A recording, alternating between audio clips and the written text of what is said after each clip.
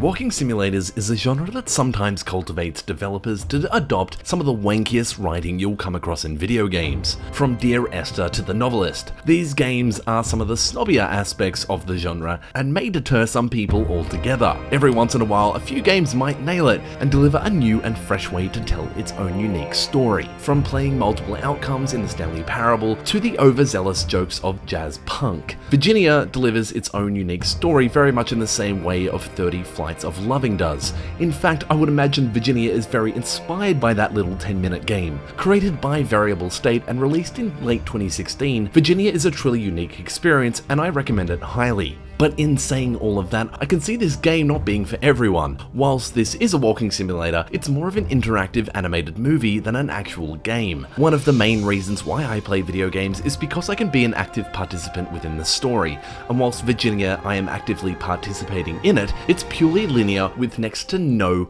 interaction, and that's why Virginia works and then doesn't. It tells its own story it wants to tell and then rolls the credits. If you're familiar with 30 Flights of Loving, you'd know that it's a short 10-minute experience that tells the story through quick cuts, leaving the viewer to fill in the blanks in between or take the fluff out in between altogether. Think of an episode of your favorite television show. Let's say, for this example, we'll say The Walking Dead. The show will have an intro implicating the goal or a threat to the survivors and what they need to do to overcome it. There'll be a lot of problem solving and mostly meaningless conversations, and then the final resolution for the ending of that episode.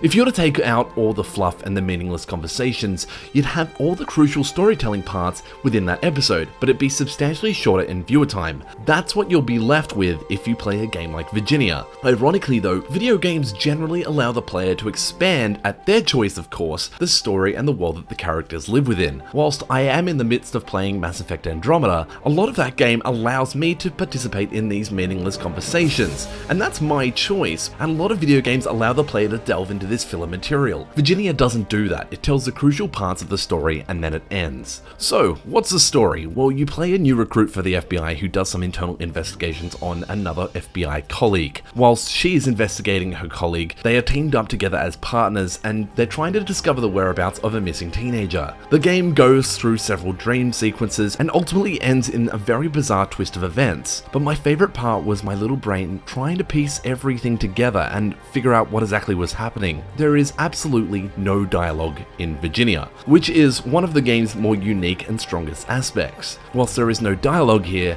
other expressive features are heightened, from cutting in between the lengths of the road to suggest that they've been in a car for a long time, to looking at the character's hands to give an idea of how comfortable my character is feeling within that car ride. That real sense of detail is often overlooked in games, but the most impressive thing that this game has going for it is the soundtrack. The score is written by Leonard Holland and it truly synergizes with the game. Often music plays in the background, let's say combat music that transitions between on and off if you are and aren't in combat. In Virginia, it's a constant piece of storytelling that adapts with every scene, and considering that the game is constantly jumping between these set pieces, this is done so seamlessly. I can honestly say it's an impressive thing to experience. The ending is quite intense and rather strange, and I'm not really going to delve into it as I don't really want to spoil anything, but I can only imagine that's why this has a mixed rating on Steam. This game is not for everyone because overall, it's more in line with an animated movie. The ending just adds confusion and raises more questions